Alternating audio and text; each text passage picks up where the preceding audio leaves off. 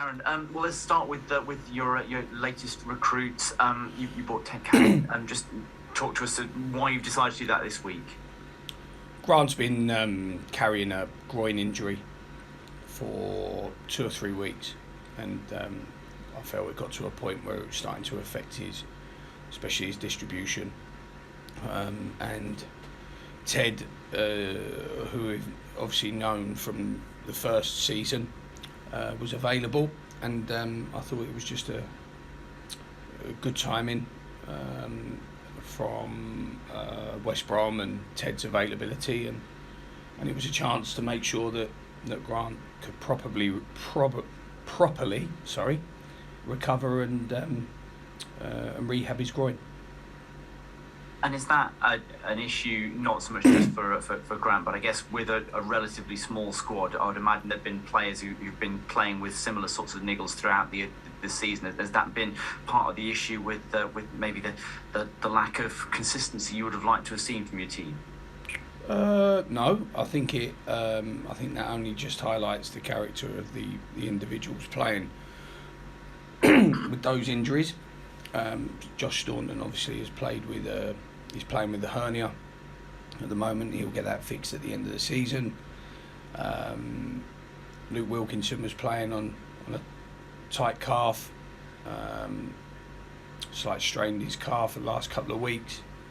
Grant's had problems, so on and so forth. Really, Dale Gorman's had some problems this week. So I think I don't think that's got anything to do with form. But I think it showcases the character of the players, and I think it also we know we haven't had many numbers all year. I think we've used less players than anyone in this league this year. It's just shown some good character. The players have got to play in pain at times. Charlie Lee was the most unbelievable human of doing it I've ever worked with. Him and Carl Dickinson, incredible. I mean they were never really fit.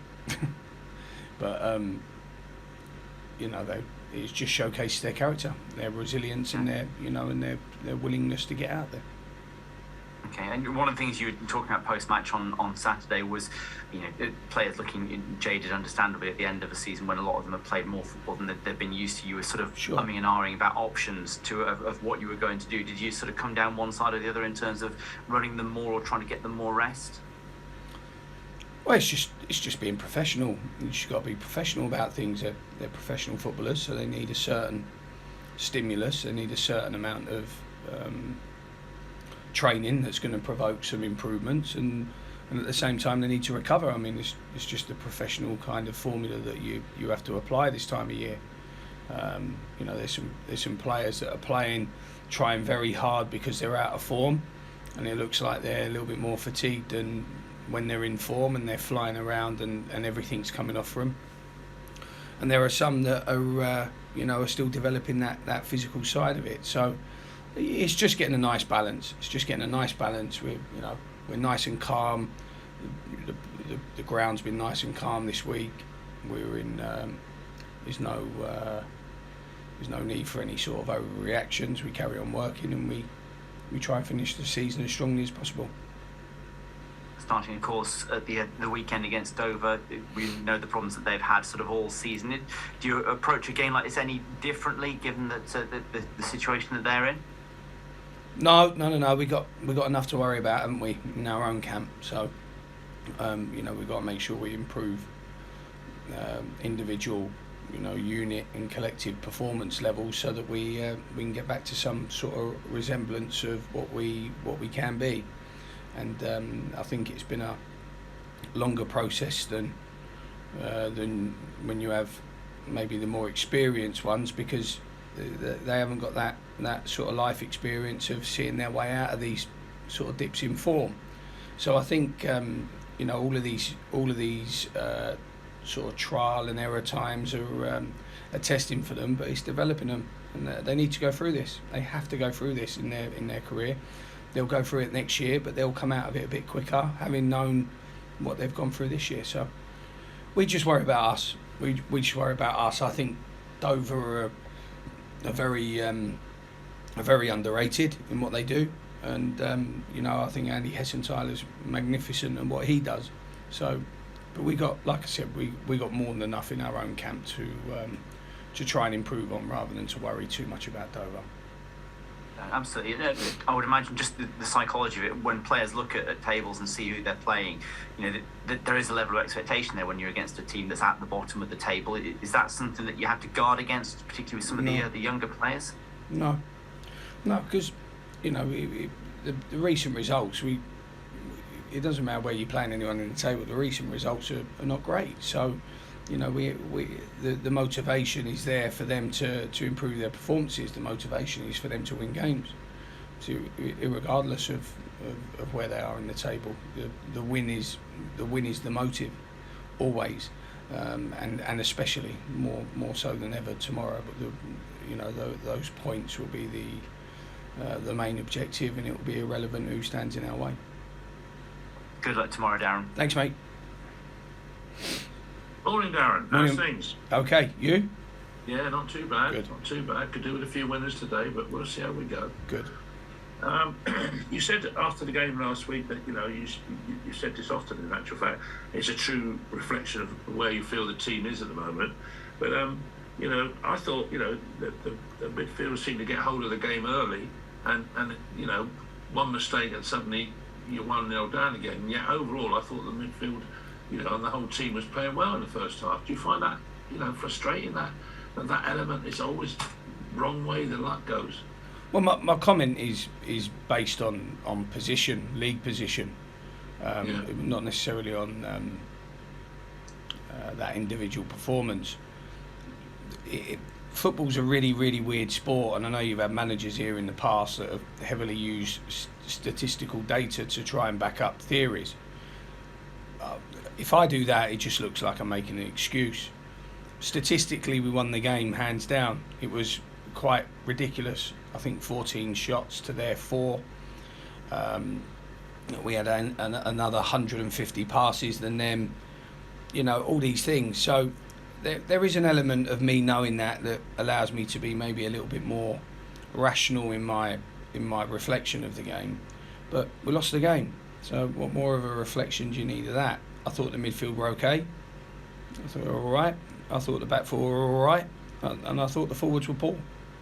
Very, very simple. So that is, and with the advantages of what we have in this era of software and data, you can prove theories right or wrong depending on how you want to prove them. I mean, data's data, but we in those types of remits, objective remits, the performance wasn't as poor as maybe I first thought, but we lost the game, so who cares about the performance?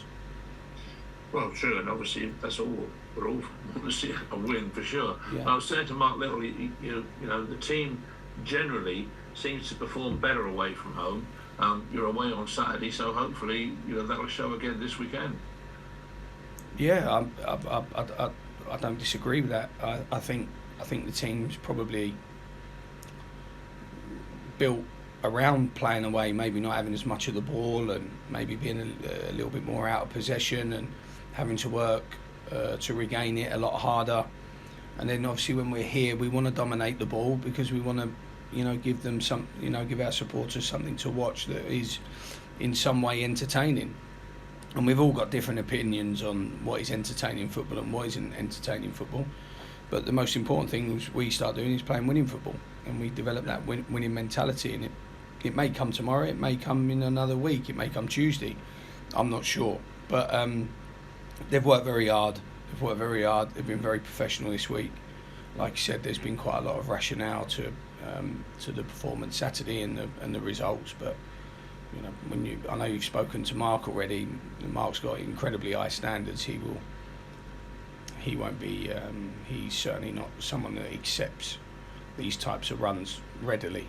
So it's we'll be fighting. But like I've just said, the motive tomorrow is ourselves, our performance levels, and our result.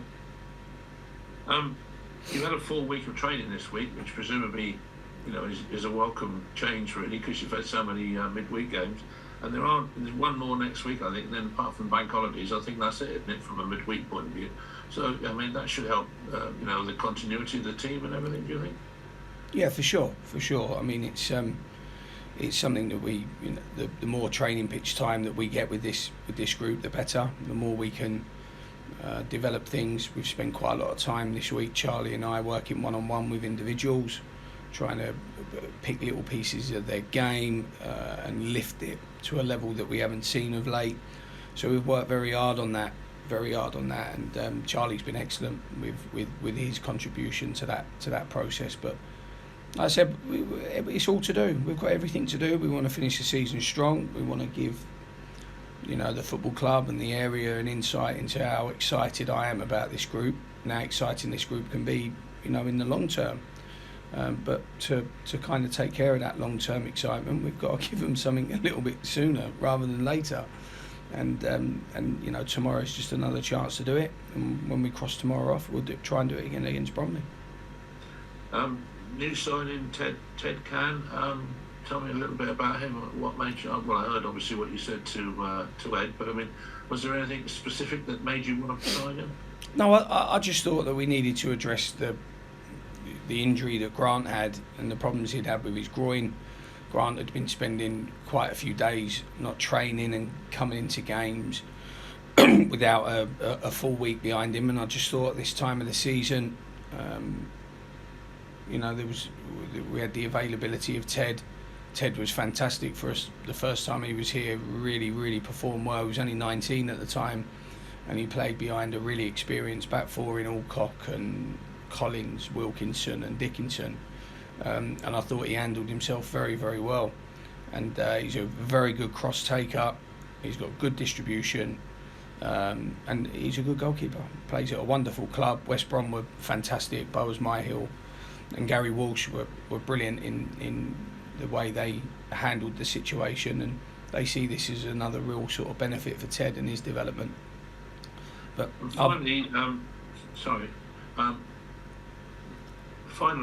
Luke and Josh, they're going to struggle on, are they? They're not missing on Saturday. No, Luke's touch and go.